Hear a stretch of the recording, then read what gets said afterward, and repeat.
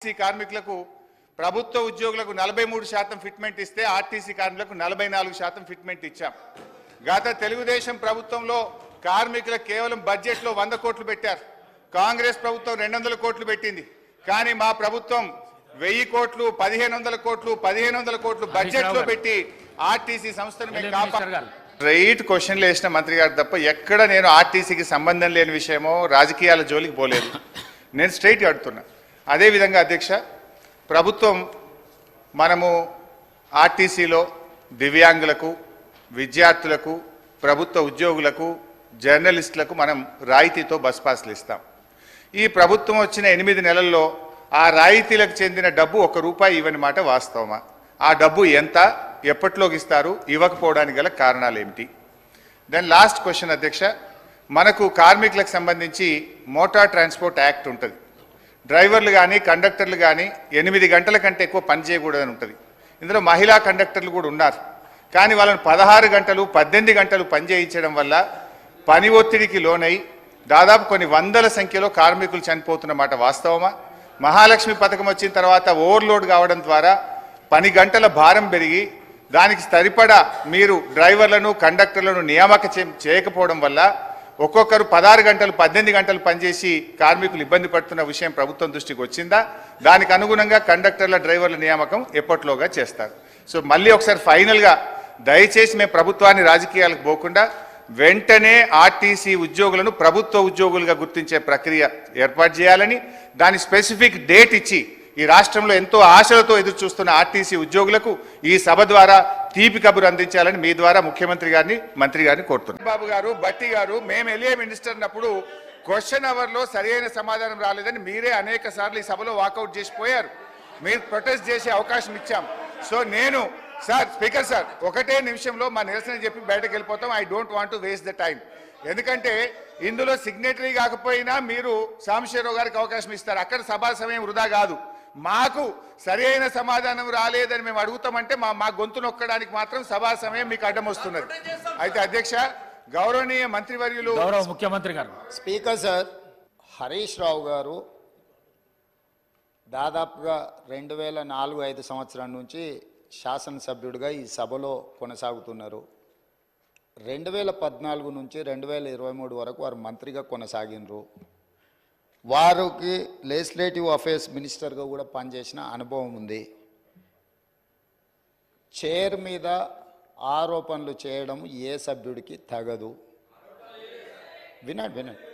ఎందుకు అంటే ఇది ప్రాధాన్యతతో కూడుకున్న సమస్య.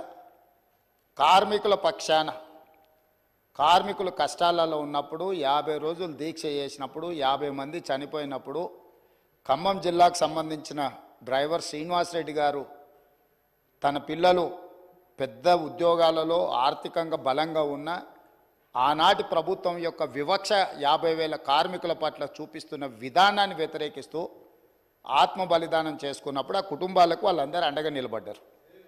అట్లాంటి కార్మికుల తరఫున కొట్లాడే కమ్యూనిస్టు పార్టీ ఈ సభలో వాళ్ళ తరఫున మాట్లాడడానికి అడిగితే మీరు వాళ్ళకు అవకాశం ఇచ్చిండ్రు. ఎందుకు? కార్మికులు ప్రాధాన్యత, కార్మికుల తరఫున కొట్లాడే వాళ్లకు ప్రాధాన్యత ఇవ్వాలి. ఈ ప్రభుత్వానికి ఏదైనా వాళ్ళ సూచనలు ఉపయోగపడితే ఆ సమస్యల్ని పరిష్కరించాలి అనే ఉద్దేశంతో మీరు సాంబశివరావు గారికి అవకాశం ఇచ్చిండ్రు. మీరు ప్రశ్న అడగకపోయినా అతనికి ఎట్లా అవకాశం ఇస్తారని వారు మాట్లాడినారు కదా అధ్యక్ష. అది ఏ చట్టానికి దేనికి అసలు వారు మాట్లాడుతున్నది పూర్తిగా విరుద్ధం. ఒక్కసారి ఒక ప్రశ్న ఈ సభలో ఆమోదం పొందింది అంటే ఈ సభ యొక్క ఆస్తి. సభ ప్రశ్న అడిగిన వాళ్ళకే అవకాశం ఇవ్వాలి, మిగతా వాళ్ళకి అవకాశం ఇవ్వద్దని ఏ చట్టంలో లేదు. ఒక్కసారి ప్రశ్న ఈ ప్రశ్నావళి 10 ప్రశ్నలు ఉన్నాయి కదా అధ్యక్ష. ఇప్పుడు ఇందులో ఉన్న ఈ ప్రశ్నావళి ఈరోజు ఆమోదం పొందిన ఈ 10 ప్రశ్నలు ఉన్నాయి కదా. 10 ప్రశ్నలు క్వశ్చన్ అవర్, 1 గంటలో ఈ 10 ప్రశ్నలకు చర్చ జరిగి దీని మీద సమాధానాలు చెప్పడానికి కోసమే 10 ప్రశ్నలు పెట్టింది. అంటే ప్రతి ప్రశ్నకు 6 నిమిషాలల్లో మనం చర్చ ముగించుకోవాలి.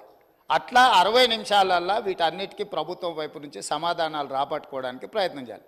కొన్నిసార్లు ప్రశ్న యొక్క ప్రాధాన్యతను బట్టి తమరు అనుమతిస్తే ఆ చర్చ ఒక్కోసారి కొంత ఎక్కువసేపు కూడా జరగడానికి అవకాశం ఉంటుంది. ఎప్పుడైతే ఈ ఈ ఈ క్వశ్చన్స్ సభకు అడ్మిట్ అయి హౌస్లోకి వస్తాయో ఇది హౌస్ ప్రాపర్టీ అవుద్ది, ప్రశ్న అడిగిన వాళ్ళ ప్రాపర్టీ కాదు అధ్యక్ష.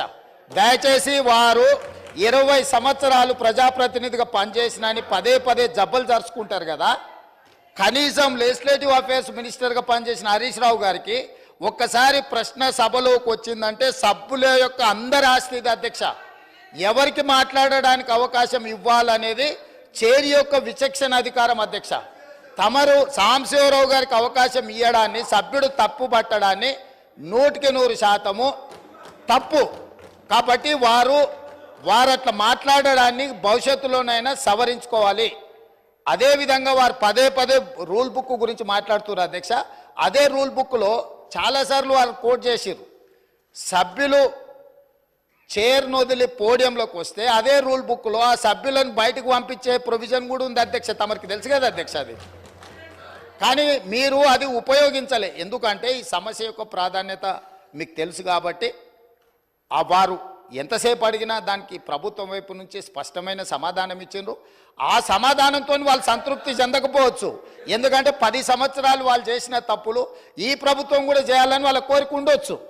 కానీ ఈ ప్రభుత్వం ఒక నిర్దిష్టమైన ప్రణాళికతోని కార్మికులను ఆదుకోవాలని, ఆ సంస్థను బ్రతికించాలని, ఈరోజు ఆ సంస్థను ఆర్థికంగా బలోపేతం చేయాలి అని ఈరోజు అహర్నిశలు కృషి చేస్తుంటే వారు పదే పదే వారి గతంలో ఆ కార్మిక శాఖకు గౌరవాధ్యక్షుడిగా ఉన్నారు.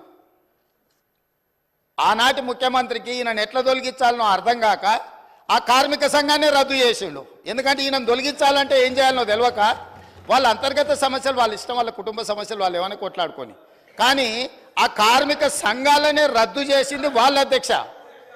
అట్లాంటిది ఇప్పుడు మళ్ళీ మొదటికి వచ్చి పాత తప్పులన్నీ కప్పిపుచ్చుకోవడానికి ఈరోజు కొత్తగా ఈ ప్రభుత్వం మీద బురద జల్లి మంత్రి గారిని బుల్డోజ్ చేసే విధంగా మాట్లాడడం ఏమాత్రం సమంజసం కాదు అధ్యక్ష.